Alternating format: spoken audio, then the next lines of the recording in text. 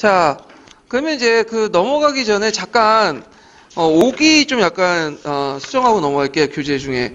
거기 이제 표기법에서 제가 좀 잘못만한 것도 있고 쓴 것도 있는데 거기 이제 내용 보면 그 575페이지에 보면요. 그 절대 왕조 후반부에서 이제 식민 전쟁이 일어났다고 했잖아요. 그래서 그 아우쿠스 부르크 전쟁에서 이제 그 월리엄 전쟁으로 되는데 찾아보니까 월리엄이 아니라 정확하게 윌리엄으로 되어 있더라고요. 윌리엄. 그래서 윌리엄 3세 때 일어났기 때문에 윌리엄 전쟁, 월리엄을 윌로 고치세요. 윌리엄. 그 다음에 에스판 왕위 계승 전쟁이 있고 거기에 보면 오스트 왕위 계승 전쟁 이렇게 있는데 이거 조지아 전쟁이었는데 정확한 표기법은 조지아 전쟁도 많이 쓰게 하는데 찾아보면 조지왕 전쟁이에요. 조지왕 전쟁. 조지아가 아니라 조지왕 전쟁이에요. 조지왕 때 일어났다 해서 조지왕 전쟁인데 조지아라고 하면 이제 찾아보시면 그 러시아가 조지아 공화국을 공격했던 최근에 전쟁이 나와요. 그래서 조지왕 전쟁 이렇게 이제 쓰시면 될 것 같고요. 그 다음에 이제 그 잠깐 넘어가서 577페이지에 거기 그 루이 14세 때 초기 정치에서 그 마제당에 주도했던 그 할 때 프로동이라고 했는데 포롱드라고 쓰시면 돼요. 포롱드. 그래서 그 서계에서는 그렇게 돼 있거든요. 제가 받은 포롱드 해가지고 그 문체풀이에서는 그렇게 돼 있는데 제가 그거 곤친다고 해서 했다가 못 곤쳤어. 포롱드 이렇게 이제 곤쳐 주시면 될 것 같아요. 예. 그래서 이렇게 이제 표기법 좀 곤쳐 주시고 그 다음에 다시 넘어가서 이제 프로이센의 절대주의 부분 넘어갈게요. 578페이지. 자, 그 프로이센 절대주의는 이제 보면 이 프로이센 나라는 이제 독일 기사단으로부터 출발했죠. 그래갖고 이제 브랜덴부르크 선제후가 이제 통치하게 되는데 이 브랜덴부르크 선제후가 통치했던 가문은 그 선제후 계승했던 가문은 호헨초레르가가 있어요. 그래서 나중에 이제 프로이센이라는 이름으로 해갖고 왕국이 되죠. 이렇게. 그래서 이제 여러 왕들이 쭉 나와요. 그 중에 이제 보면 프리드리히 비에름 대선제후 때는 그 당시 영방신분을 억제하고, 그러니까 귀족들의 정치 권리를 억제하고요. 상비군을 설치했죠. 그래서 이제 귀족들의 영지 내에서 왕권을 강화시키고 행정조직과 군대 장교를 등록했는데 예전에 말한 것처럼 행정조직과 군대들 장교들 융코로 들이있어요. 지방 귀족들을. 그래서 이렇게 이제 요때는 토지 귀족과 절대 왕권이 서유럽 같이 대립 관계가 아니라 좀 약간 상대적으로 협조 관계가 형성됐다. 이렇게 기억을 해두시면 돼요. 그 다음에 포이드니 1세 때 이제 위크레트 그 조약에 따라 포이드의 왕이라는 칭호를 얻게 되고요. 그 다음에 포이드니 비에름 1세 때 유럽의 강대국의 발전에 토대를 마련했죠. 국가기구에 대한 왕의 통제를 강화하고 관료 조직을 합리화하고 상비군을 훈련시키는 그런 정책들을 했고 그 다음에 이제 등장했던 왕이 포이드 2세예요. 자, 이 포이드 2세는 젊었을 때 그 예술과 음악을 사랑하는 그 사람이었는데 나중에 이제 이 사람이 되게 아버지도 싫어하고 그랬거든요. 그 앞에. 근데 결국에는 아버지를 닮아가. 그래서 제가 이제 사람들 많이 만나보고 이제 느끼는 건 뭐냐면 집안 환경이 그 사람의 성격에 큰 영향을 주더라고. 그래서 아버지가 좀 권위적이고 그러면 그 권위적인 것이 싫어해가지고 자유분방하게 놀지만 결국에는 자기가 이제 그 모습 보면 아버지 따라 또 가더라고요. 그게. 예.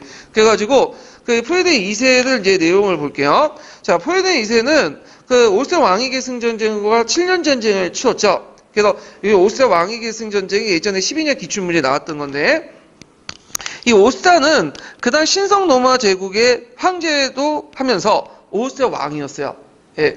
그래갖고 이제 그 오스트리아 왕인데 문제는 이 오스트리아 그 당시 이제 마리아 테레지 아버지가 이제 황제죠. 칼 6세가 죽을 때 아들이 없다 보니까 이제 국사 치서를 통해서 그 마리아 테레지의 황제 계승 근거를 마련하고 죽게 돼요.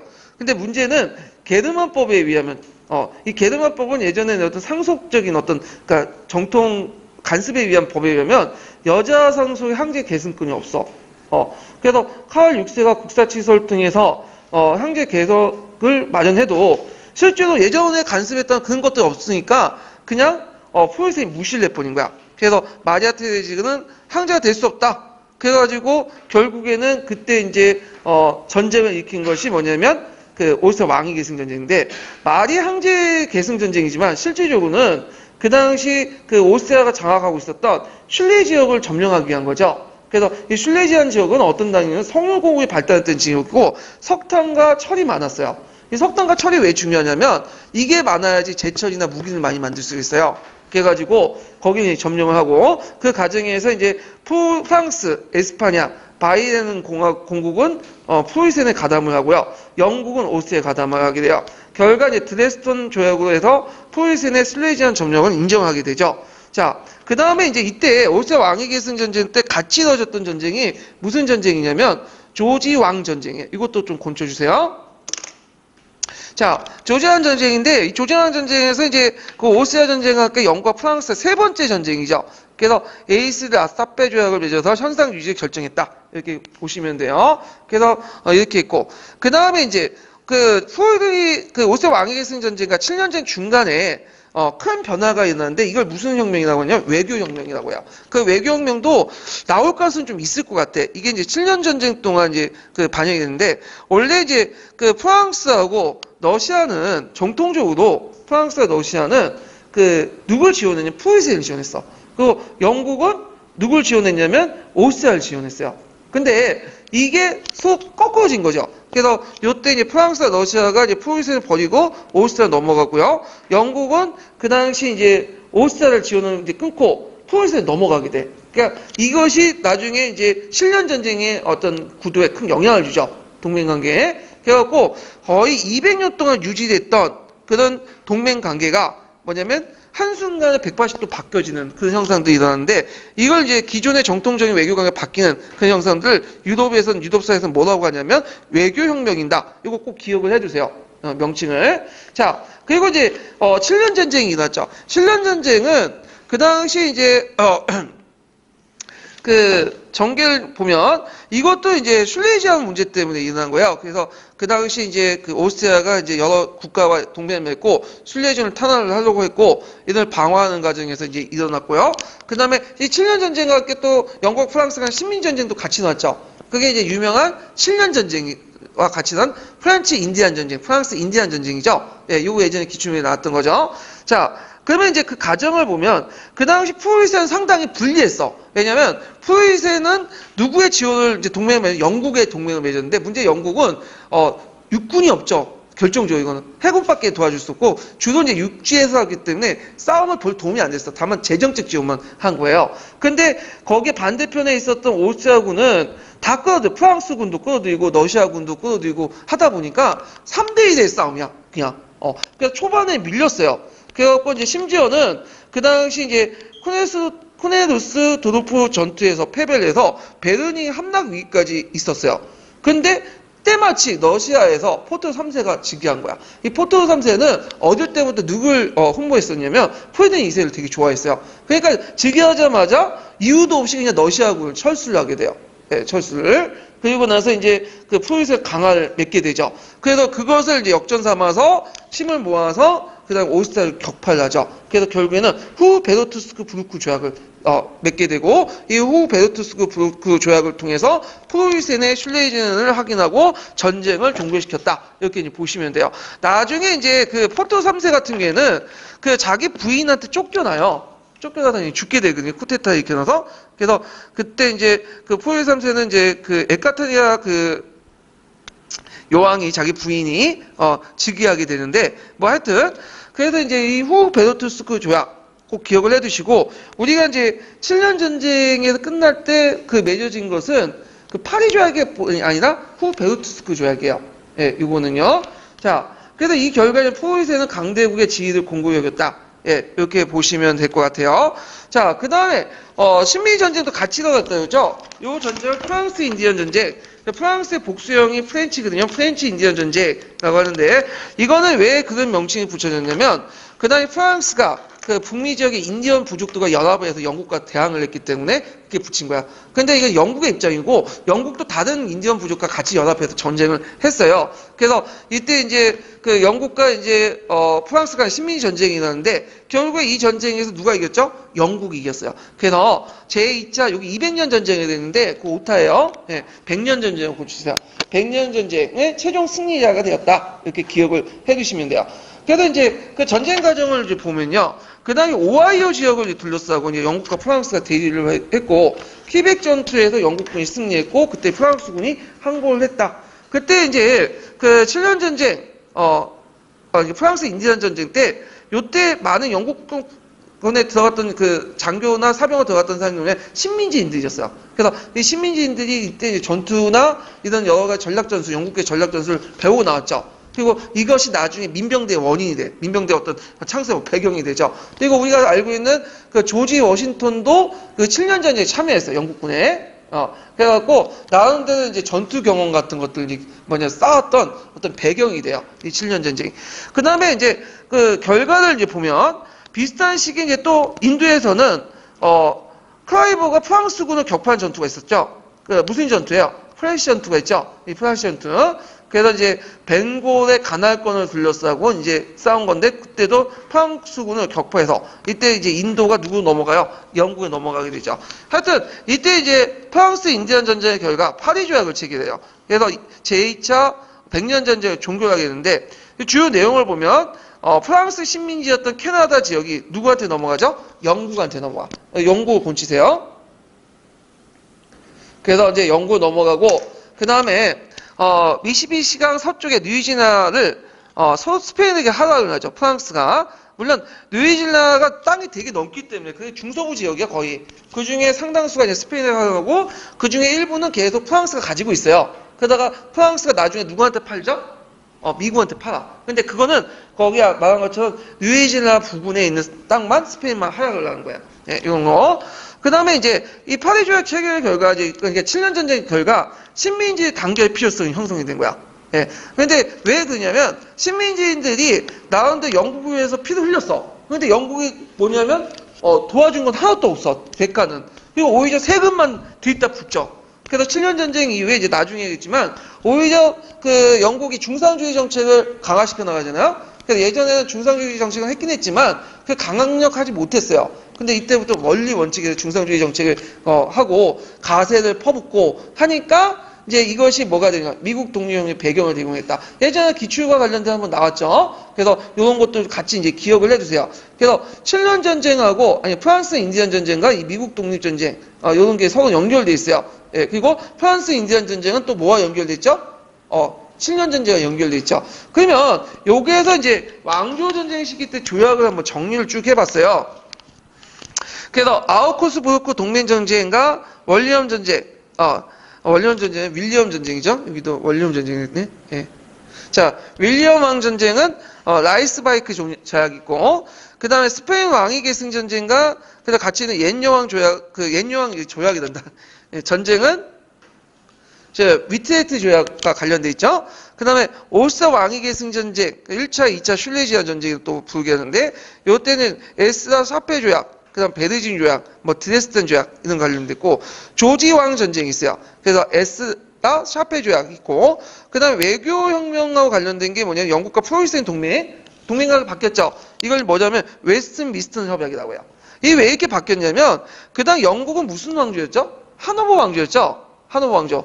그래서 하노버 왕조가 어디냐면 하노버 공국이라 독일의 조그만 공국이에요. 근데 여기에서 이제 영국 입장에서는 이제 자기 왕의 뭐냐면 영토니까 공국이니까 좀 보호해 줄 필요가 있겠죠. 근데 그 보호자로서 누굴 찾게 되면 프로이센을 찾게 된 거야. 그래서 이제 프로이센과 동맹을 맺게 되고 오스트리아 관계를 끊어버리는 거죠. 예, 하여튼 그때 웨스튼 미스턴 협약과 관련된 거고 7년 전쟁은 또 다른 별칭으로 제3차 슐레지아 전쟁이라고 해요. 그래갖고 이제 후 베르투스크 조약, 그 다음에 그와 연결되어 있는 프렌치 인디언 전쟁 파리 조약이에요.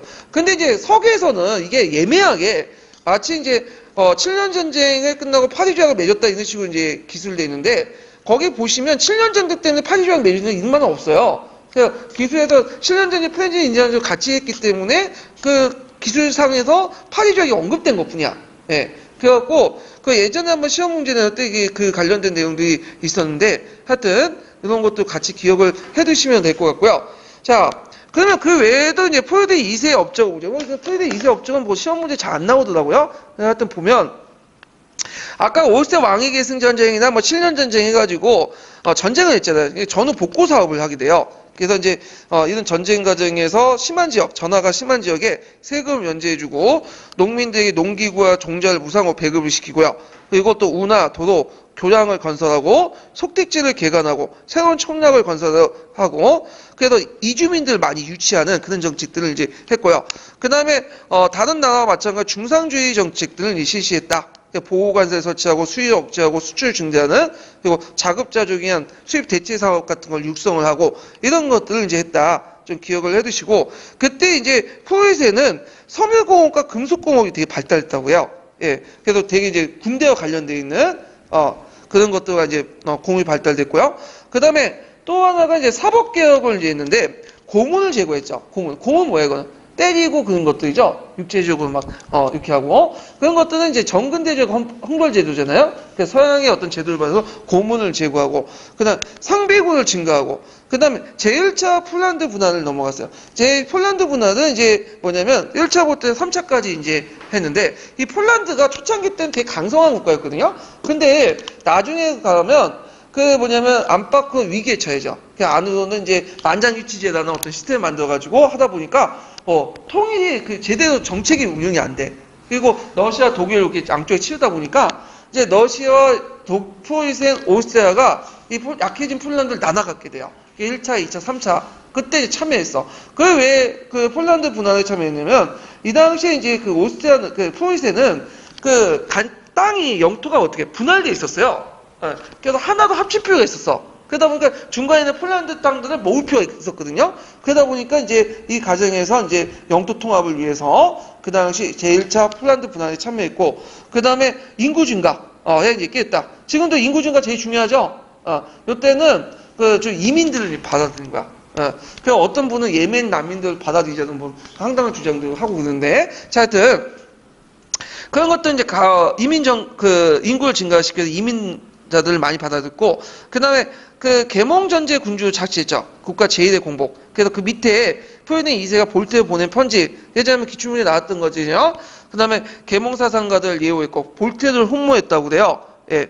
그리고 했지만 실제 운영 방법에서는 겉으로만 진보죠. 말로만 진보죠. 그래갖고 본질적으로 가부장적 성격만 지닌 전제적 절대군주였다.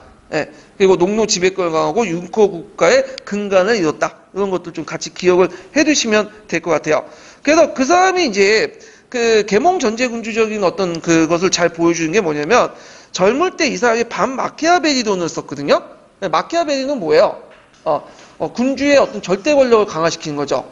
예. 그런데 이것에 반대하는 것을 저술하면서 했는데, 근데 이 사람이 통치할 때 거는 완전히 반 마키아벨리가 아니라 마키아벨리즘이에요. 예. 그래서 이 사람은 이제 거의 군사활동이나 정치체제가 마키아벨리즘의 포범이 되는 사람이에요. 그러니까 말하고 행동이 달라. 예. 그래서 언행일치가 안 돼요. 예. 그래갖고, 대표적인 게 이제 386 꼰대들의 특징들이 하나죠. 저도 있는데, 그 윗세대의 특징을 보면, 민주화 운동하다 보니까 으쌰하고, 말로는 민주화죠. 근데, 실제 행동은 꼰대짓을 많이 하죠. 예. 가부장적인. 보고 배운 게 그것밖에 없기 때문에. 예. 그래서, 이런 것들이 이제 정형적인 모습들이 이제 그런 거다. 그 가정교육의 중요성을 여기서 딱 볼 수가 있어요. 예. 그래서, 문화적 영향이 항상 영향을 받게 된다. 사람들은. 이런 것들이 이제 있는데, 자, 그러면, 관련된 이제 내용을 이제 볼게요. 몇 번을 이제 보냐면 기출문제에서, 7년 전쟁 부분이니까 217페이지 펴보세요. 217페이지. 자, 217페이지 7번 문제 볼까요? 네, 7번 문제. 아이고, 잠깐만요.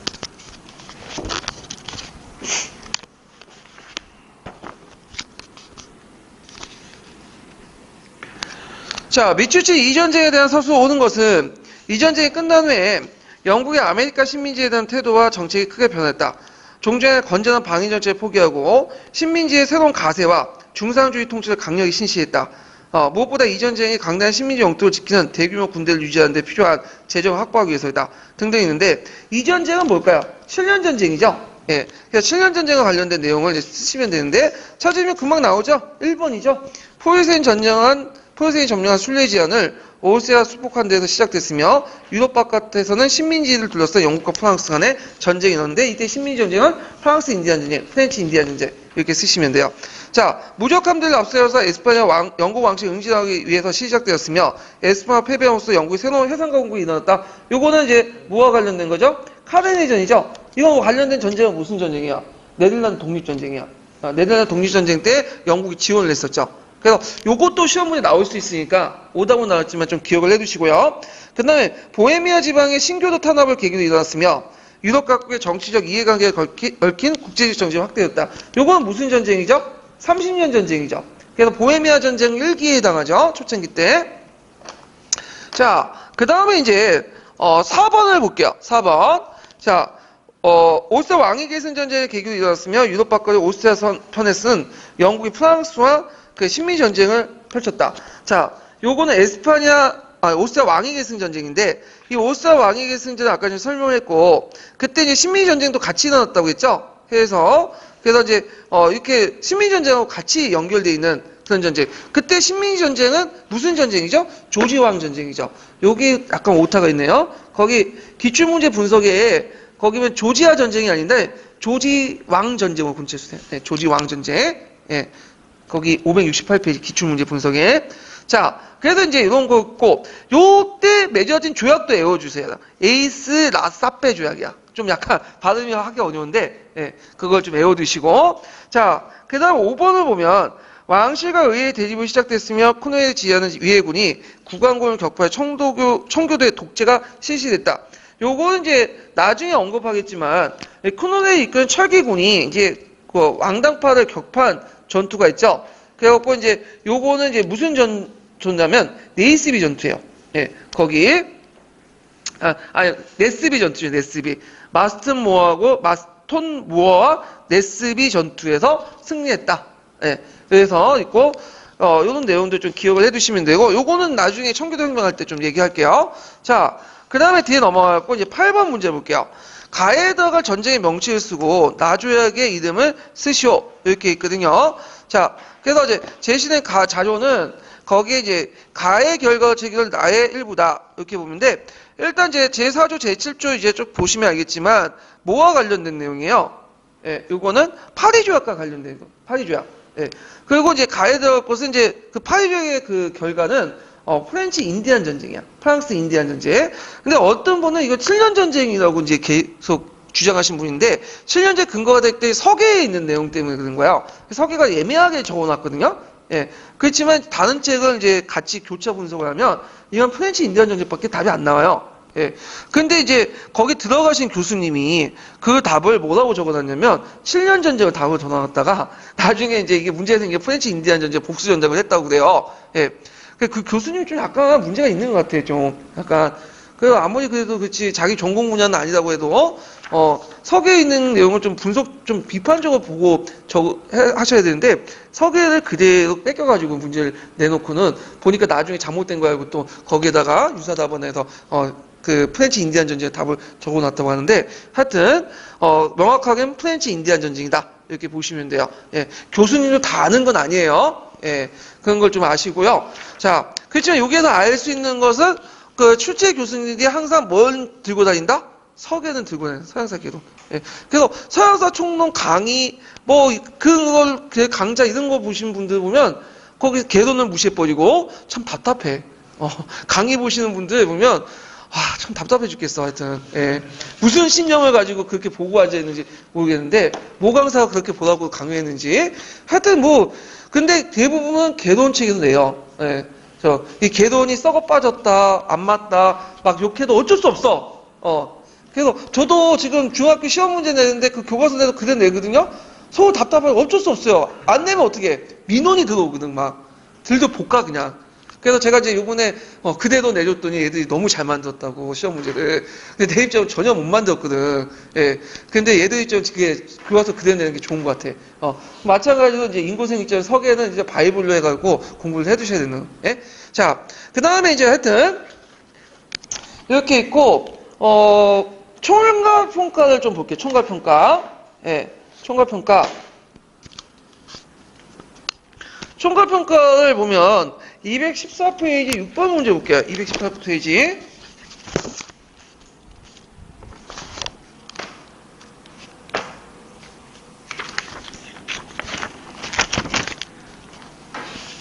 자, 거기 보면 이제 216페이지 이제 6번 문제를 보면요. 그 다음 국가에서 성립된 절대왕권의 설립 계기와 성격을 서술해보고 그 당시 경제력 기반이 된 장원의 형성 배경을 세 가지 쓰시오. 자, 이 프레디 이 세 가지 조카의 편지 보낸 거죠. 자, 요땐 동유럽 왕조의 이제 절대왕권 특징들 쓰시면 될 것 같아요. 자, 그래서 이제 계기가 됐던 것은 뭐냐면 자율적 왕권이 아니라 스웨덴 위협이나 타율적 군사적 성격이 있고요.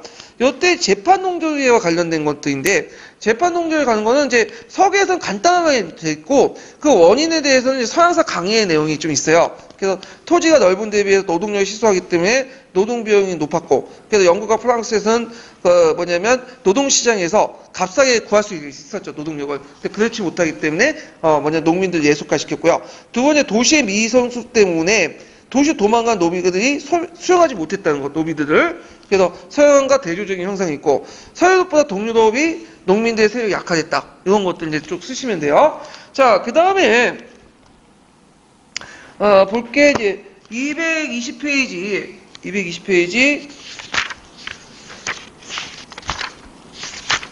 자, 21번 문제 볼게요. 21번 문제.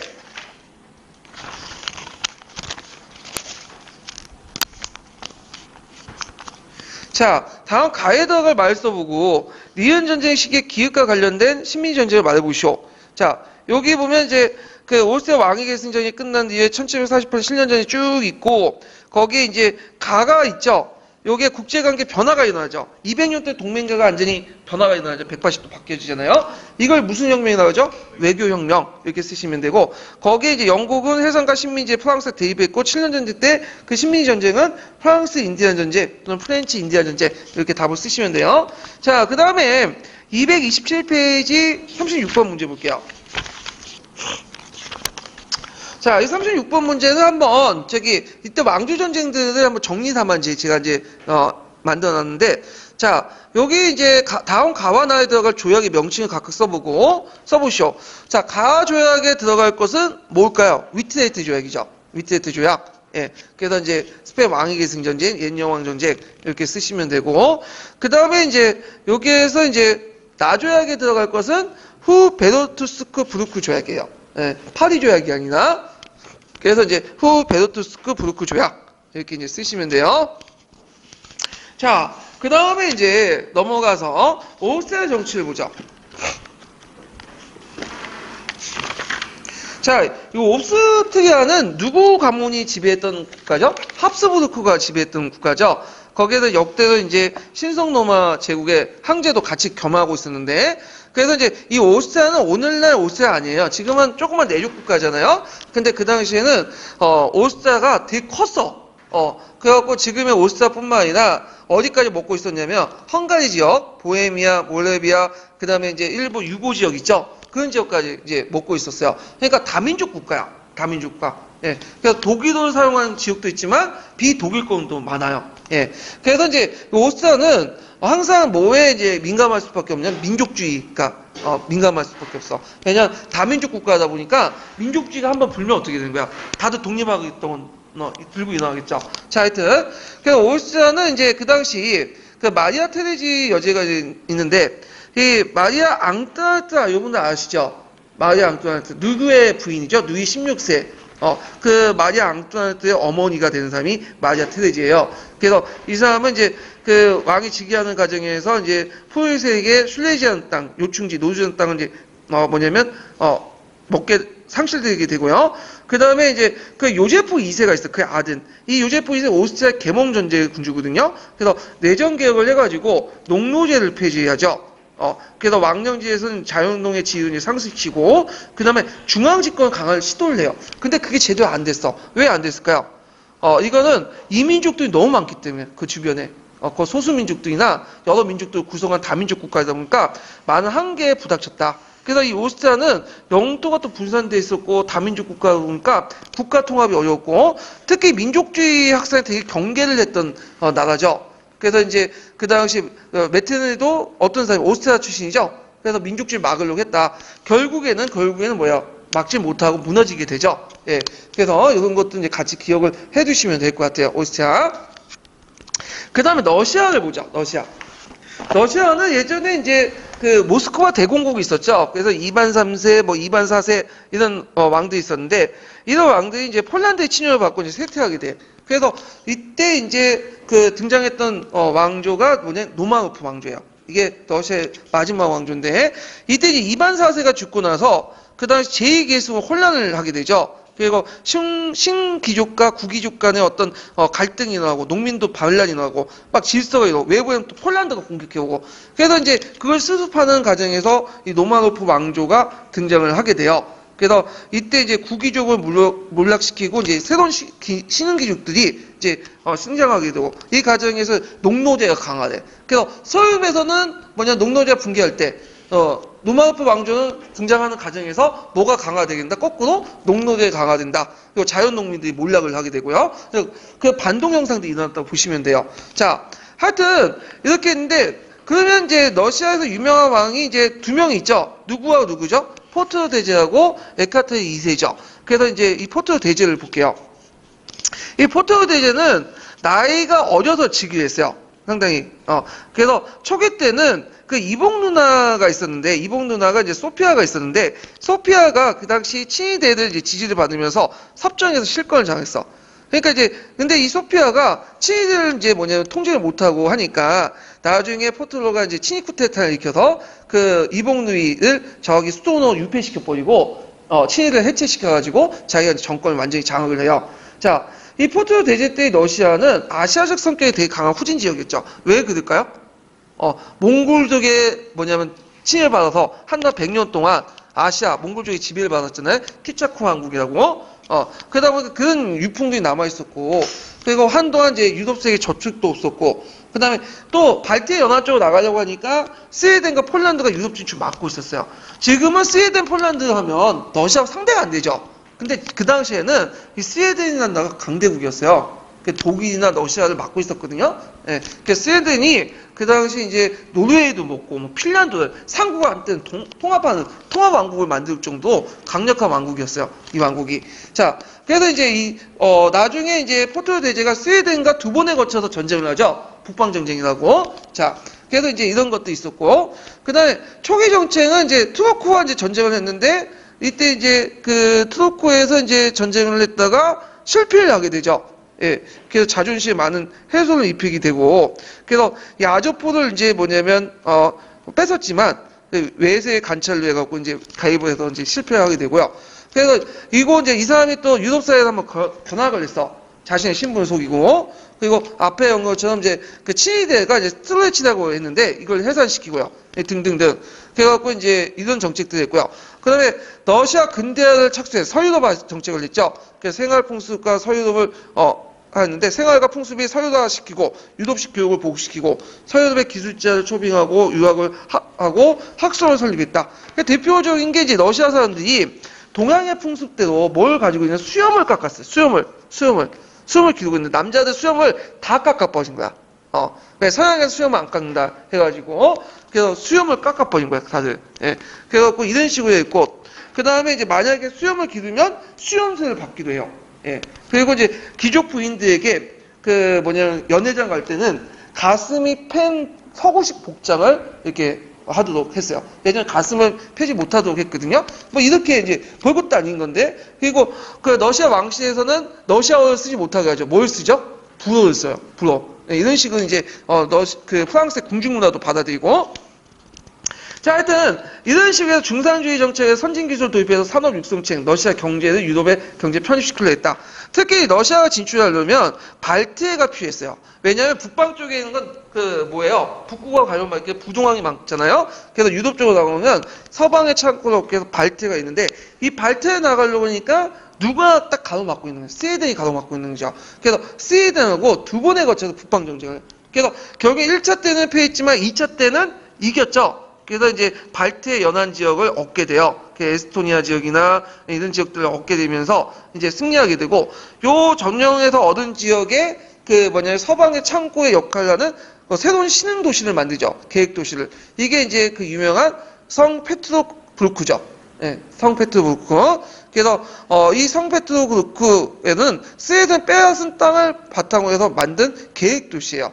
예, 그래서 이렇게 해서 이제 성페트로 그란드라는 수도로 천도해갖고 했다. 이렇게 좀 기억을 해요.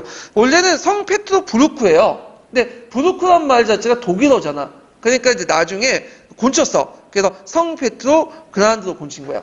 그러다가 나중에 러시아 혁명 이후 나서 레닌그라드로 이름 바치죠. 그리고 레닌그라드에서 다시 그 소련이 붕괴되면 성페트로 그란드로 이렇게 바뀌게 된 거야. 이 명칭이. 그래서 이제 있고 한동안 모스크바에서 한동안 여기가 이제 수도 옮겨졌잖아요. 수도 역할을 했죠. 로마노프 왕조 말기 때는. 자, 그 다음에 이런 정책들을 했다. 이런 것들 기억을 해두시면 될 것 같아요. 그 외에도 뭐 중앙과 지방의 행정 및 관료기구 개편, 뭐 원료원 창설, 그 다음에 이제 병사구 정구 병사구를 전국에 설치해서 지방행정을 구역을 개편했고, 징병제도 마련했고, 뭐 군사학교를 설립했고, 재정개혁을 등등 했다. 이런 것들인데, 이거는 이제, 한번 각자 찾아서 이제 정리를 해보시고요. 서기에서. 자, 그 다음에 이제 볼 게 뭐냐면, 에카트 2세요. 에카트 2세 때, 그 전에 왕이 누구였냐면, 그, 포토 3세가 있어. 포토 3세는 거기 7년 전제 말기에 유명하죠? 자기가 다 이길 수 있는데, 포유대 2세를 흠모해갖고 전쟁을 그만둔 왕이야. 그래서 나중에 6개월 만에 쿠데타가 일어나서 죽게 돼요. 그리고 나서 이제 등장할 것이 에카트 2세예요. 근데 에카트 왕이라는데 그 앞에 이제 에카트 여제라고 있어요. 그러니까 포르투 3세 어머니인가? 그 여제가 있는데 좀 헷갈리지 마세요. 다른 사람이에요. 그래서 에카트 2세는 이 사람은 원래 러시아 사람이 아니에요. 러시아 사람이 아니고 독일의 조그만 나라의 공주였어요. 그러다가 이제 포토 3세하고 이제 결혼하게 된 거죠. 그래서 독일 여자가 와가지고 러시아 이제 왕비가 됐는데 이 포토 3세가 너무 무능한 거야. 그리고 나중에 쿠데타로 쫓겨나서 이제 죽게 되고, 그때 이제 쿠데타군에 의해서 추대된 왕이 누구냐면 여왕이 에카테 2세가 된 거죠. 자, 이 에카테 2세는 정형적인 계몽군주죠. 마키아벨리스트고요. 그리고 계몽사상 볼테를 후원해줬고, 그래서 이 사람은 이제 자신이 이제 이 사람이 정권 기반이 약했잖아요. 왜냐하면 쿠데타를 통해서 즉위한 독일인이죠. 그러다 보니까 이제 자기 친위세를 확보하기 위해서 국유주를 많이 뭐냐면 하살을 하고 법령을 정비하고요, 법전화시켜 위원회를 설치하고, 그리고 이제 통일적인 법조를 만들고, 아마 이것도 이제 독일의 영향을 받은 것 같아. 이 사람은 독일 사람이니까. 그 다음에 각 도시와 농촌에 학교를 설립을 하고요. 이런 여러 가지 개혁 정책을 했고요. 그 다음에 이때 농민 반란이 일어나죠. 푸카초프의 대반란이 나요. 그래서 이때 푸카초프를 중심으로 해서 농노도에게 자유와 토지 약속을 하면서 동남 러시아를 확산하고, 심지어 모스크바까지 이제 앞까지 진격을 하죠. 그래서 이때 이제 그 많은 지주들과 그 다음에 이제 성직자들 살해하면서 올라오게 된 거야. 그래서 그 당시 강력하게 이 반란을 진압을 했다. 푸카초프 대반란을. 그리고 이 난을 진압하고 나서 이때 잠깐 지방행정 제도가 붕괴되거든요. 그래서 다시 정비를 해요. 그래서 전국에 50여 개의 행정구역을 구분하고 지방행정구역을 정비해서 중앙집권을 강화시키려고 했다. 그 다음에 이 사람은 그 예술가 문필가를 후원을 하죠. 그리고 근데 이제 그래서 이제 볼테를 초빙해가지고 이제 뭐냐면 여러 가지 얘기도 나누고. 근데 이것도 겉의 모습이고 말로만 진보고, 실제로는 되게 이중적인 게 뭐냐면 처음에는 이렇게 했다가 나중에 이제 프랑스에서 이제 뭐냐면 반란이도 가니까 이 프랑스의 불온소정을 유포를 그러니까 불온소정 처음에 허용했다가 그걸 통제를 하게 돼요. 예. 그래갖고 그 처음엔 볼테로 같은 사람들이 그 뭐냐면 계몽서적들을 나름대로 그 뭐냐면 유포되는 것을 허용해 줬다가 나중에 탄압을 해요. 또 잡아놓고. 예. 그래갖고 이제 이중적인 모습들을 이제 보이게 되는데, 하여튼 프랑스풍 문화를 도입을 했고요. 그래서 이제 프랑스 대혁명은 계몽군주 이후로 아까 말한 것처럼 불온서적 유포를 처음에 허용했다가 읽지 못하게 하고, 특히 이제 나디 신첸프라가 있어요. 이건 좀 기억을 해주세요. 나디 신첸프가 상크트페트부르크에서 모스크바라는 책을 냈거든요. 이 상크트페트로스부르크와 모스크바는 뭐냐면, 페트로부르크에서 모스크바로 가는 길을 단순히 기술만 한 거야. 사실주의에 입각해서. 근데 그 기술을 했는데, 아무런 감정이나 뭐 어떤 생각이 들어가 있지 않아요. 근데 그 자체가 너무 리얼한 거예요. 예. 그러다 보니까 팩트 폭력이라고 아시죠? 팩폭을 한 거야. 러시아사의 후진적 모습을 아직 다 까버리는 거예요. 팩폭을 하니까 이걸 보고 이제 뭐냐면 에카테 이사가 열받아갖고 금설시켜버린 거야. 그러니까 있는 그대로를 그냥 보여주는데 이것이 러시아의 어떤 후진성을 너무 팩폭을 하다 보니까 금서 취급을 받았다. 그래서 이제 이런 것도 이제 같이 기억을 해두시면 돼요. 그리고 농노제 학대를 강화했는데 아까 제가 막대한 국유주의를 했다고 했죠? 그러니라는 건 이제 뭐냐면 연결시켜서 보시면 돼요. 그 과정에서 막대한 이제 국유주의 하사에서 귀족들에게 여러 가지 땅을 줬어. 그래서 귀족들의 세금도 면제해주고, 그건 이제 아까 얘기했지만 에카테 2세가 권력 기반이 약하다고 했죠. 이 사람이 독일 공주기 때문에 자신의 러시아 국내 기반이 없었던 사람이에요. 그래서 귀족 간의 연합층은 뭐냐면 지배귀족의 연합을 통해서 농민들을 통제하는 방식으로 이제 통치를 했던 거야. 그러다 보니까 이제 귀족과 왕실은 하고 그다음 일반 농민들 간의 문화적인 어떤 경제적인 괴리감이 생겨요. 특히 왕실이 너는 포르투갈 대제부터 뭘 했다? 불어야 불어. 러시아어를 쓰지 않아. 근데 일반 사람들은 뭘 써요? 러시아어를 쓰죠. 이미 말 자체부터 이제 다른 거야 이제. 그러니까 지금 마찬가지 정치가들이 한국말 쓰고 영어 쓰고 그러면 이 사람은 한국인 정치가는 안 보잖아요. 예, 그런 것들이 이제 뭐냐면 국가 통합을 막게 되는 거죠. 예, 이런 것들과 연결시켜서 보시면 되고요. 그 다음에 러시아는 끊임없이 팽창 정책을 했죠. 대표적인 것이 남하 정책이요. 남하 정책을 왜 했죠? 부동항을 얻기 위한 거죠. 부동항. 그래서 유럽 방면에 진출하기 위해서 했고, 그 과정에 오스만 투르크와 이제 충돌하게 되죠. 이건 나중에 좀 얘기를 하고요. 자, 그 다음에 또 하나가 뭐냐면 동진 정책이야. 이 동진 정책은 뭐냐면 시베리아 진출 관련된 건데, 원래 이 동진 정책은 의도하지 않는 결과 때문에 일어난 거예요. 왜냐면 이제 남하 정책처럼 이렇게 부동항을 얻는 것보다는 그 당시에 러시아가 이제 주요 산업이 뭐냐면 경제 수출품이 뭐냐면 모피였어요. 모피는 뭐냐면 짐승을 사냥해가지고 뭐냐면 얻는 거죠. 그래가지고 모피를 찾다 보니까 계속 시베리아 쪽으로 나가기 시작한 거야. 시베리아 쪽으로. 그러다 보니까 영역도 어떻게 돼요? 확장되죠. 거기에다가 시베리아 쪽에서는 별다른 정치 세력이 없어요. 되게 부족 단위의 에스키모나 뭐 그렇게 살다 보니까 쉽게 점령을 하잖아요. 그래가지고 영토를 확장했고, 결국에 시베리아 전체를 먹고 어디까지 넘어가게 되냐면 저기 알래스카까지 넘어가겠죠. 베리아를 거쳐서 알래스카까지 점령을 했거든요. 결국에 근데 알래스카 점령하다가 미국이 위기시를 느끼고 어떻게 돼? 돈을 주고 사죠. 이 알래스카를. 그래서 지금 알래스카는 누구 땅이 되고요? 미국 땅이 돼요. 그때 이제 러시아가 이 알래스카를 팔지 않았으면 어떻게 되겠어요? 완전히 이제 미국의 뒷마당에 위협세를 겠겠죠. 그리고 알래스카는 또 석유도 많이 내고 그러잖아요. 그래서 몇 번 얘기죠. 땅은 안 파는 게 좋아요. 가지고 있으면 언젠가 돈이 돼. 항무지라도. 예. 자, 그래서 이제 이렇게 해서 이제 러시아인데 이 로마노프 대제, 포르투갈 대제나 에카르트 2세는 수능 문제는 많이 나오는데 의외로 인고에서는 거의 안 나와요. 3문제도. 그래서 앞으로 안 나올 것 같긴 해요. 왜냐면 다른 데 낼 게 많으니까. 예.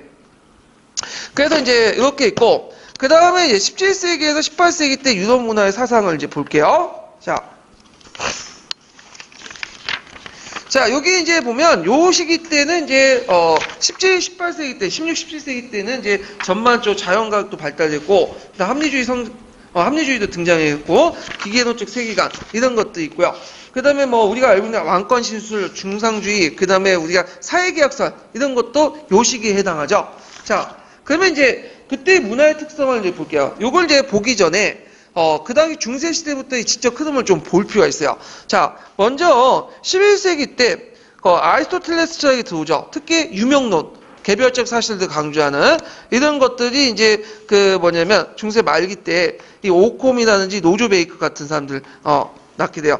여기 보면 이제 오콘과 로즈 베이컨을 이제 오콘이 마치 로즈 베이컨처럼 이렇게 영향을 준 것처럼 되어 있지만 실제 오콘하고 로즈 베이컨은 동시대 사람이에요.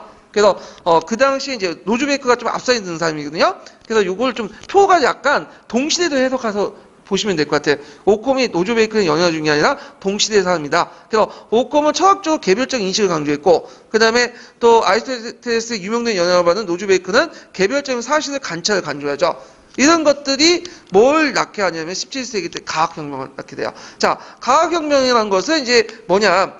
자, 이것은 합리주의에 입각한 거야. 합리주의라는 건 뭐냐면 예전에는 초자연적 세계관만 인식했죠. 근데 자연적 세계관을 대상은 자연적 세계관은 뭐냐 하면 이게 이제 인간의 인식을 통해서 관찰 가능한 세계죠.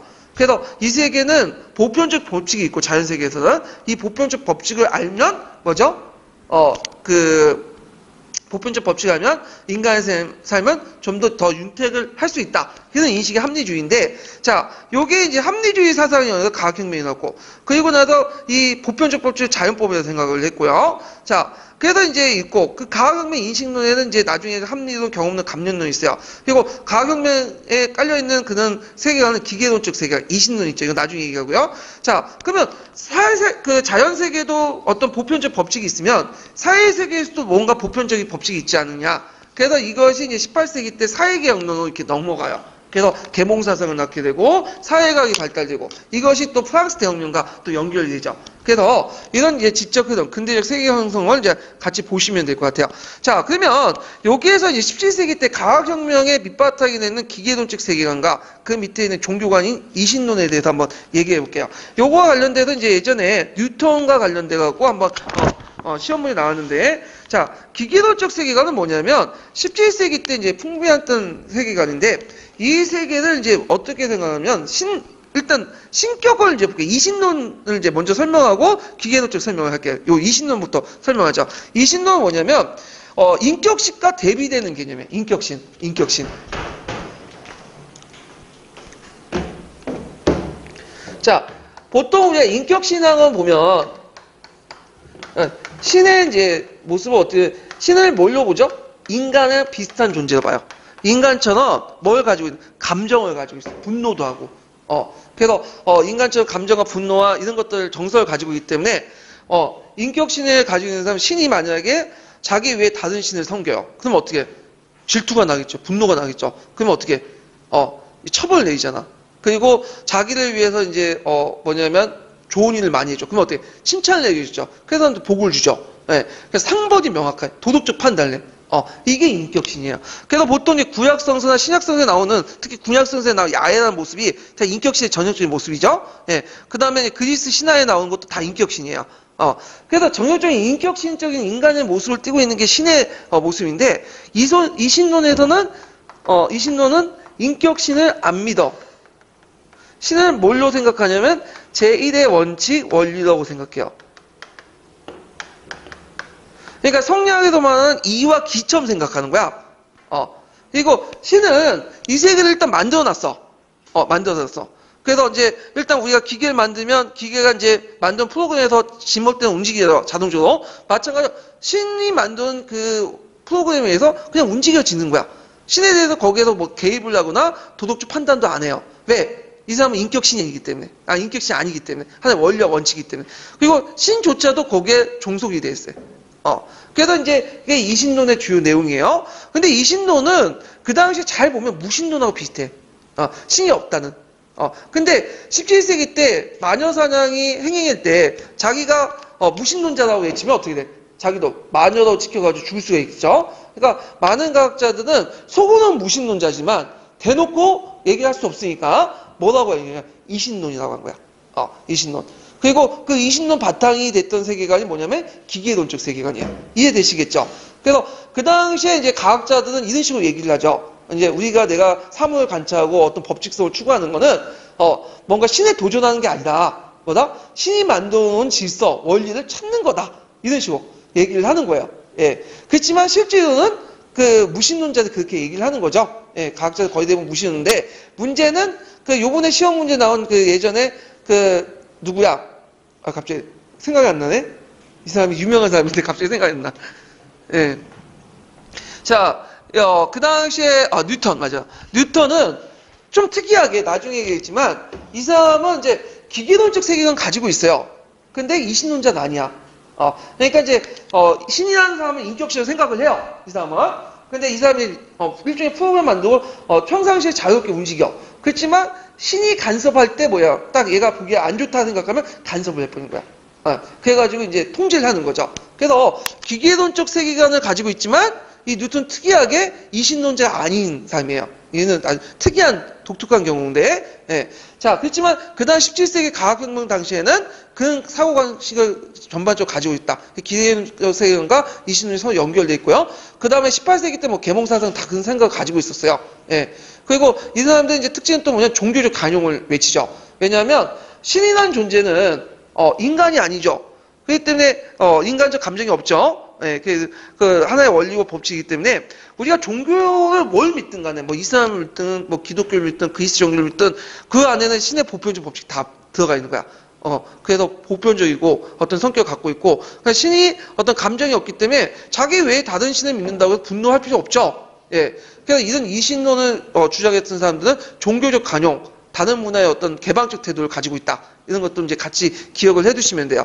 근데 결국 이신론자들은 무신론과 비슷한 개념이기 때문에 나중에 이제 19세기 들어가면 없어져요. 이제는 19세기 들어가면 내가 이제 이신론자 외쳐도 이제 뭐냐면 길 가다 죽지가 않아.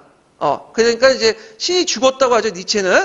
그래서 내가 무신론자라고 떳떳하게 얘기할 수 있어요. 근데 이 사회적 분위기가 그 당시에 그렇게 안 돼 있으니까 이 무신론자들 주도 자신의 어떤 신념을 갖추기 위해서 이신론이라 주장을 했다. 이렇게 이제 기억을 해두시면 될 것 같아요. 자, 그래서 이제 기계론적 세계관을 이제 보죠. 자, 기계론적 세계관은 신은 일단 우주란 기계를 만들어 놓은 다음에 다시 개입할 수 없으며 그의 자신조차도 따를 법이 있다. 그래서 신은 인격신을 안 보죠. 우주의 제1원인 또는 1원리로 보죠. 이신론은 종교와 이성을 일치시킨 사건으로서 신의 존재를 인정하지만 그래서 인간 속죄, 영혼불멸 관념, 뭐 종교적 윤리적 덕성을 인정하지만 인격신이 아니라 기계 같은 우주의 창조자고요. 우주의 기계를 법칙에 맞게 움직이기도 하는 제1동작자로서 신을 설정하고 그 다음에 강신을 배격하고 종교적 관용을 옹호했다. 그래서 이신론 이런 개념들 좀 기억을 해두시면 될 것 같아요. 자, 그래도 있고 제가 예전에 심화규제 때 그 이신론에 대해서 한번 관련된 학자들 쭉 조사를 했어요. 뭐 피에르, 그 다음에 허버트 남자, 벨, 그 다음에 미국 볼테르, 로베스피에르 등등등을 했는데 뭐 이런 것들은 굳이 알 필요는 없을 것 같아요. 예. 그래서 이거는 이제 나중에 제가 심화규제 올려놨으니까 한번 다운받아 보시고요. 자, 그 다음 뒤에 넘어가서 미술 양식을 볼게요. 자, 미술 양식은 지금까지 나온 게 이제 그 뒤에는 도리아 양식 정도 나왔죠. 그리스, 파르타 신전 정리해보면, 뭐 이오니아식, 코린도식이고, 그래서 코린도 양식은 이제 그리스보다 로마에 더 유행했다고 했죠. 중세에 들어가면 이제 바실리카 양식, 그다음 로마스크 양식, 고딘 양식인데, 예전에 고딘 양식이 나왔죠, 한번. 첨탕 양식으로서. 비잔틴 양식이 있고, 그리고 이제 성소피아 성당이 비잔틴 양식의 대표적인 양식이고요. 그 다음에 르네상스 양식이 있고 바로코 로코코 양식인데 절대왕정시기 때는 이 바로코 로코코 양식 좀 기억을 해두세요. 바로코 양식 같은 경우에는 이제 16세기, 18세기 때 전반적으로 있었고 17세기 때 전성기로죠. 그 당시 이제 프로테스탄트 종교개혁에 로마 카톨릭 교회에 대응하는 양식에도 유래됐다고요. 그래서 반동 종교개혁의 산물이다. 그래서 바로코라는 말 자체가 삐뚤어진 모양을 한 기묘한 진주란 뜻이에요. 그래서 이 진주는 아름다운 물건이긴 하지만 형상이 왜곡된 때문에 아름다운 반감을 시키는데 바로코 자체가 표현 자체가 불규칙한 그로테스카, 무절제한 혼란스러움을 뜻하고 있어요. 그래서 이런 뜻을 가지고 있기 때문에 바로코 양식의 특징을 가지고 있다. 그래서 이 바로코 양식 같은 경우에는 그 프로테스탄트의 종교개혁의 어떤 것들을 이게 무조제하고 이런 것들이다. 이런 것들을 좀 비판적으로 이제 형상화시킬 필요가 있겠다 해서 나온 것 같은데 하여튼 그런 것이 있고 프랑스 절대왕권의 어떤 강화 시험에서 이용했죠. 호화하고 웅장, 고정 건축 양식을 사용했고요. 가장되고 움직임, 극적 효과, 긴장감. 그래서 남성적인 양식이죠. 그래서 음악과 궁중문화가 곁에서 뭐 바흐, 핸델, 뭐 입슨, 루벤스, 람브레타 이런 사람도 있고요. 대표적인 건축물은 베르사유 궁전이죠. 남성적이고 웅장하고 거대. 그런데 이제 이 베르사유 궁전의 궁중문화를 섭취했던 여자들이 이제 집에 가니까 이게 마음에 안 드는 거야. 그래서 이걸 좀 뜯어 고쳤어. 그래서 아기자기하고 섬세하고 기교적으로 여성적으로 만든 양식이 뭐냐면 로코코 양식이야. 그래서 로코코 양식 18세기 때 풍미했는데, 그래서 절대 왕조에 대한 불효자 반발에 의해서 나타났고, 그런 것들이 이제 고전음악에도 확립이 됐죠. 들어가고. 그 대표적인 게 이제 상순시 궁정이 있죠. 푸에르 대왕이 이제 만들었던 아기자기한 모습들을 만든 게 상순시 궁정이 그 대표적인 바르크 로코코 양식의 특징이다. 기억을 해두시면 되는데, 시험 문제는 안 나올 것 같아요. 제 생각에는. 이거는, 근데 가끔마다 수능 때는 나오더라고요. 수능 때. 예. 자, 그 다음에 이제 자연과학의 발달을 보죠. 과학혁명, 17세기를 보통 과학혁명 시기라고 하거든요. 요거는 별표 하나 정도, 쳐두세요.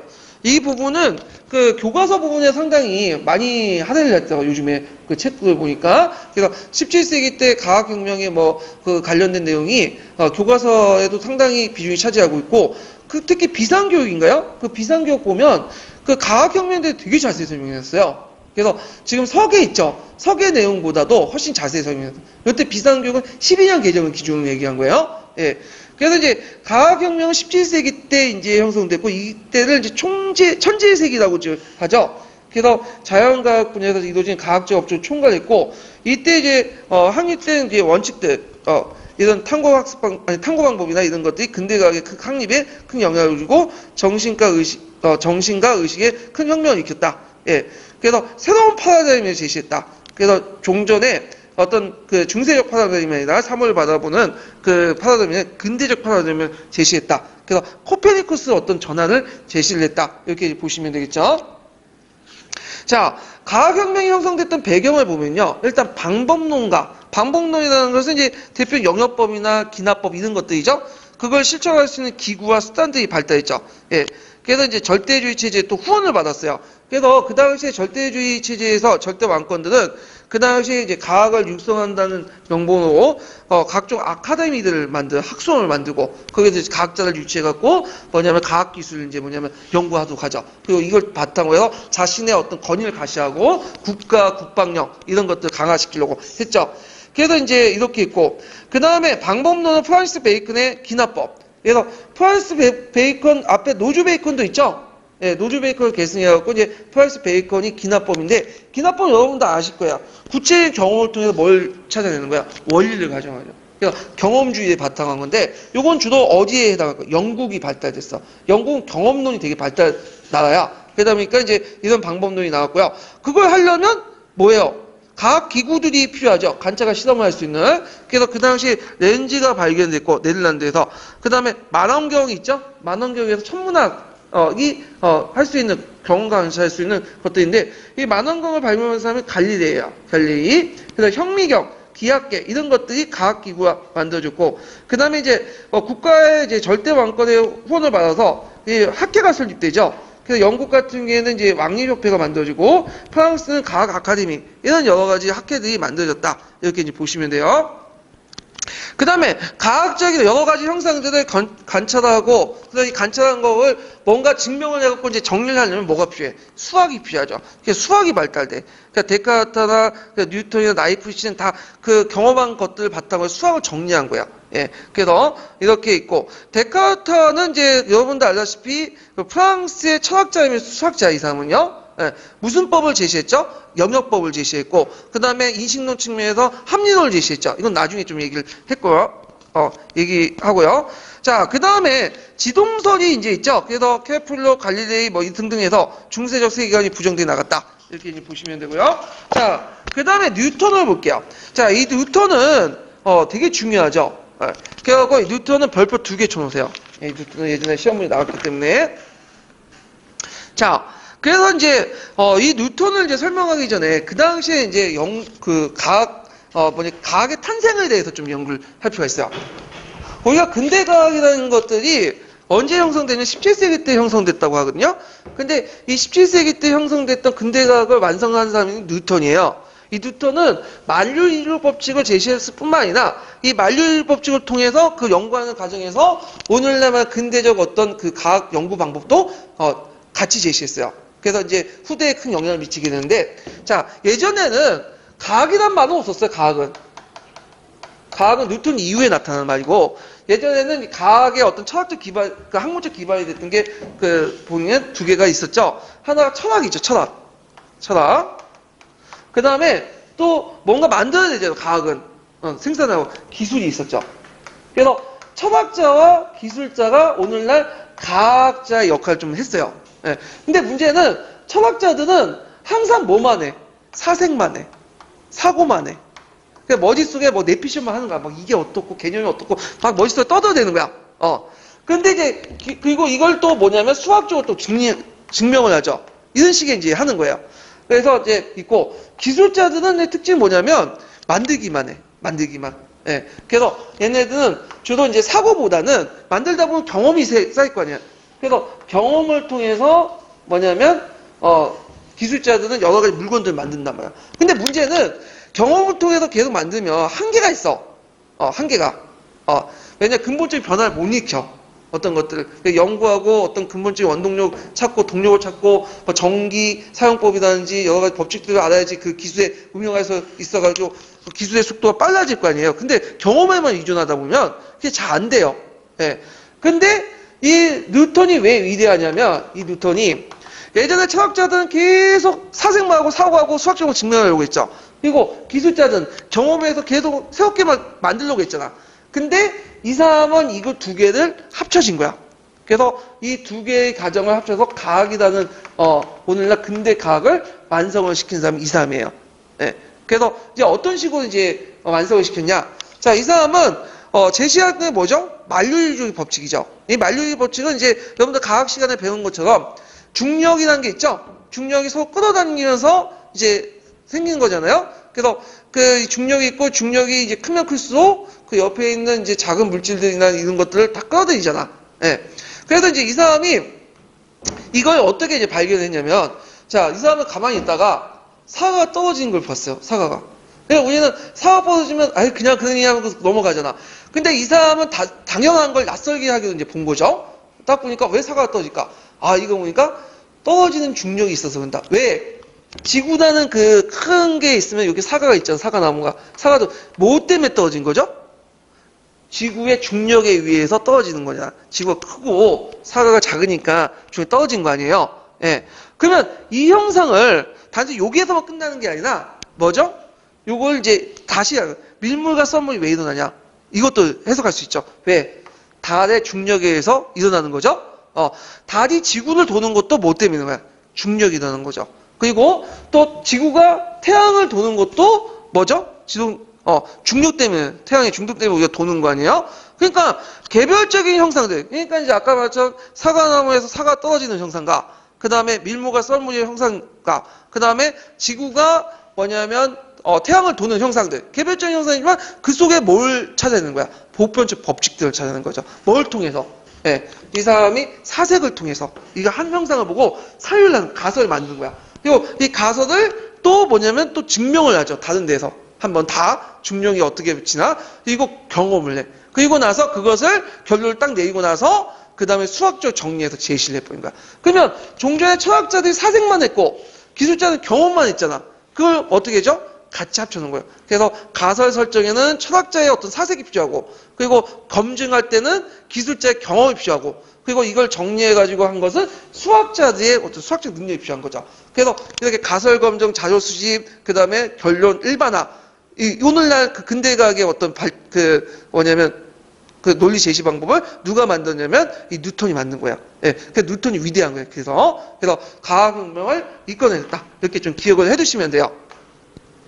자, 그래서 이 사람이 이제 그 유명한 저서가 뭐냐면 프레키피아라는 저서가 있어요. 이거 꼭 외워두세요. 그래서 이제 우리나라 말로 표현하면 자연철학의 수학적 원리인데 수많은 그 선행 천문학자의 업적들을 하나의 원리로서 종합해서 강변한 그것도 뭐야? 사과가 왜 떨어졌냐? 그래가지고 지동설을 증명한 거야. 예. 그래서 기존의 천문학과 물리학 이론을 재정립했고 태양중 시설, 그러니까 지동설을 확립했죠. 동력의 법칙, 망류의 법칙을 했고 그리고 이 사람의 이제 종교관도 외워두셔야 했죠. 이 종교가 아까 설명했지만 기계론적 우주관이에요. 근데 기계론적 우주관을 가지고 있으면 당연히 이신론과 연결되는데 그게 아니라 또 이 사람은 기독교 신앙을 가지고 있어요. 그래서 하나님이 이 세계를 만들었고 기계론적 우주관에서 움직이게 하지만 결국에는 뭔가 선과 악을 판단할 때는 개입을 한다. 이렇게 생각을 가지고 있는 거죠. 자, 그래서 이제 이 사람이 왜 이런 것들을 만유인의 법칙을 발견한 것은 하나님의 영광을 증명하기 위한 거죠. 하나님이 만든 질서를. 그렇지만 그 사람이 의도하지 않든 간에 이것은 신의 세계, 신중시의 세계가 부정한 거야.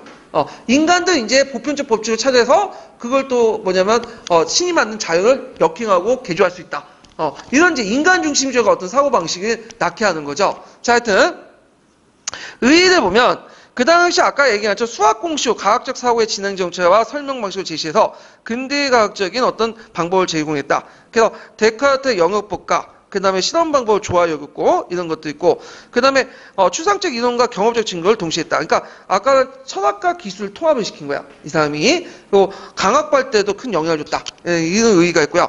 그러면 전반적인 과학혁명의 의의를 볼게요. 자, 일단 서양 문명이 다른 문명과 구분하죠. 그래서 예전에는 서양하고 동양하고 그게 구분이 없었어.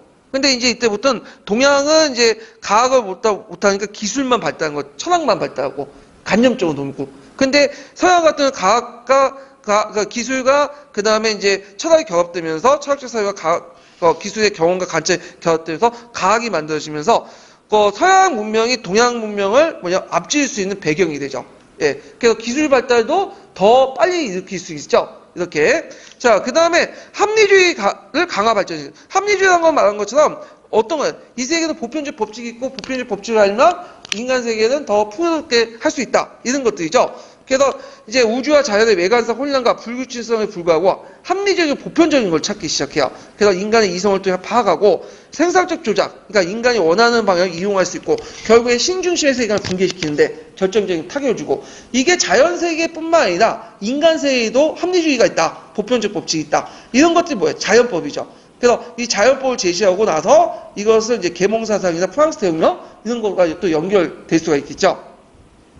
자, 기계적 우주관을 제시했고 자연과학 인식의 형성에 큰 영향을 줬다. 그래서 우주와 자연의 정보, 자연과학과 산업기술의 발달, 그 계몽사상에 영향을 줬다. 뉴턴이 원하진 않았지만 이것이 이런 사고방식이 나중에 신이 만든 자연을 정복하는 인간의 정복한 인간 중심적 어떤 사고방식을 낳게 하게 되죠. 자, 그래서 이런 내용들을 좀 같이 기억을 해두시면 되고요.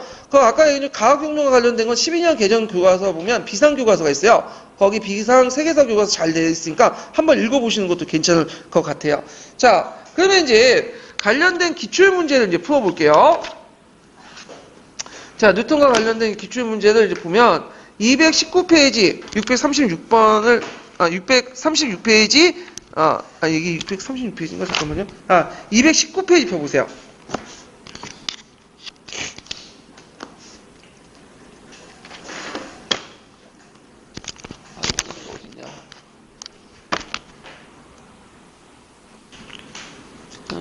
잠깐만요. 네.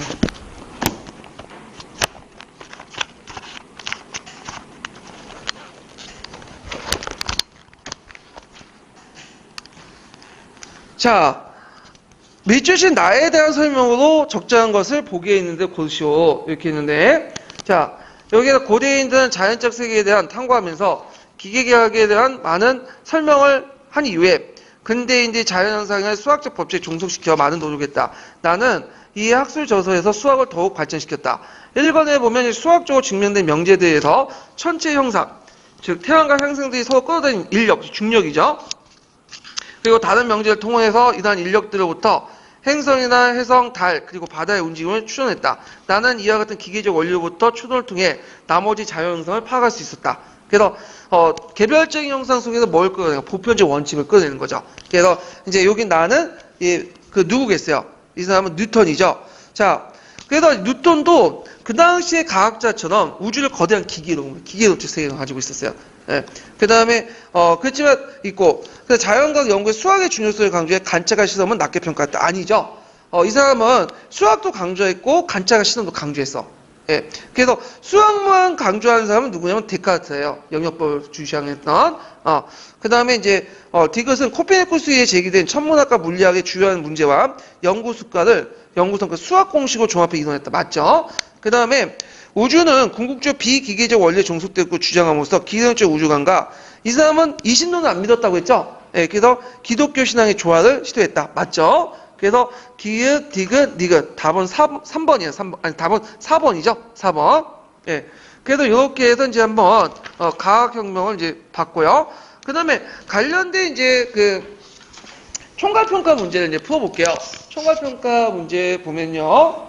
자, 214페이지 펴보세요. 214페이지 5번 문제.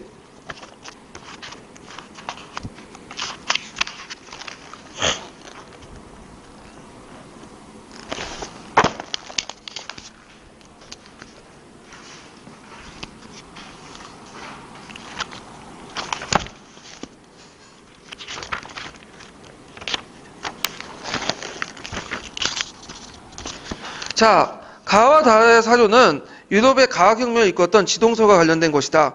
자, 혁명이 당대 사람들의 사회에 미친 영향을 다음 사료 내용을 참조해 두 가지 쓰시오. 자, 여기 보면 가, 나, 다 이렇게 있는데, 자, 요거는 뭐와 관련된 거냐면 천재교육에 있는 거예요. 여기에서 이제 뭐냐면 지동설과 관련된 거야. 지동설. 그래서 지동설 이제 근데 가는 코페르니쿠스와 관련되는 거고 나는 이제 뭐와 관련된 거냐면 갈리오와 관련된 거죠. 그다음 다는 그 케플러와 관련된 거야. 그래서 이제 이렇게 이제 있는데 자 이런 것들은 이제 유럽 사회에 어떤 영향을 미치냐. 그 당시 실험과 관찰을 중시한 합리주의 생각을 가지게 됐고 자연계를 일정한 법칙에 따라 움직이는 복잡한 기계를 생각했다. 기계도인식 세계관. 그리고 이제 자연현상은 인간의 이성을 통제할 수 있다고 믿게 됨으로써 자연뿐만 아니라 인간의 사회 형성도 과학적 방법과 법칙이 적용하게 됐다. 이것이 나중에 사회계약론이나 자연법 사상 이런 거와 연결되어 있고 이런 것들은 이제 기억을 해두시면 되고요. 자, 그 다음에 이제 220페이지 22번 문제 볼게요.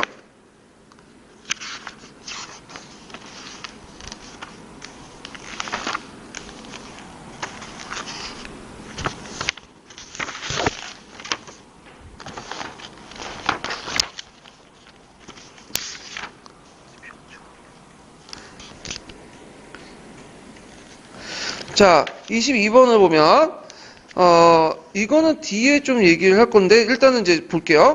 자, 다음은 18세기 때 유럽인들 사고방식을 바꾸려 했던 한 권의 책이다. 가에 들어갈 책의 이름을 말해보고, 이 책을 편찬한, 거기 뭐냐면, 계몽사상가 2명을 쓰시오. 그리고 이 책에 발견된 역사의식을 쓰시오. 이렇게 했는데, 요건 일단 뒤에 좀 얘기한 거지만, 여기에 들어갈 건 백과전서파예요. 그리고 요것은 디드로와 달령베르 이렇게 있고 역사의식은 과거에 축적된 지식이 현재 널리 퍼져 있어 미래에 유용하다는 진보적 역사의식을 가지고 있다 했는데 요건 제가 이제 소개를 잘못한 건데 일단 풀어봤어요. 예, 나중에 이제 백과전서파 할 때 연계해서 보시고요. 그 다음에 222페이지 보면 222페이지 그 27번 문제인가요? 네, 27번.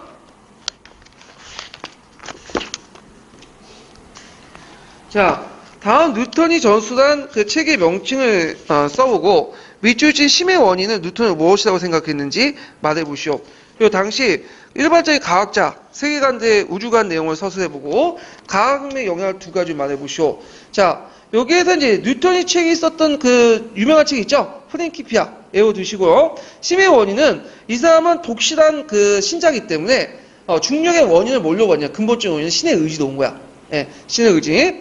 그 다음에 이 기계론적 우주관을 쓰시면 되죠. 당시에 신은 일단 우주단 기계를 만들어 놓은 다음에 다시 개입할 수 없으며 그 자신조차 따라야 할 법이 있다. 그래서 신은 우주의 제1의 원인, 제1의 원리이다. 이렇게 있고 과학혁명의 영향은 제가 이제 여러 가지가 있지만 일단은 교과서에 있는 내용을 한번 썼어요. 그 천재교육에 있는데요. 자, 실험과 관찰을 중시하며 합리적 생각을 갖게 되었다. 그 다음에 천재를 비롯한 자연계의 일정한 법칙에 따라 운동한 복잡한 거대한 기계를 생각하였다. 신의 섭리를 여겼던 자연상을 인간의 이성을 통해 통제할 수 있다고 믿게 되었으며 자연뿐만 아니라 인간과 사회 형상에도 과학적 방법과 법칙이 적용해 이해하고자 했다. 이렇게 쓰시면 돼요. 자, 그래서 이제 이런 내용들 이제 했고요. 그 다음에 넘어가서 자, 정치, 경제, 사회부터 이제 초각 그 부분을 이제 쭉 보는데 좀 쉴 때가 될 것 같긴 한데 우리가 몇 시에 시작했죠? 4시 10몇 분인가 이렇게 15분인가? 네, 시작했죠. 좀 쉬었다가 다시 시작할게요.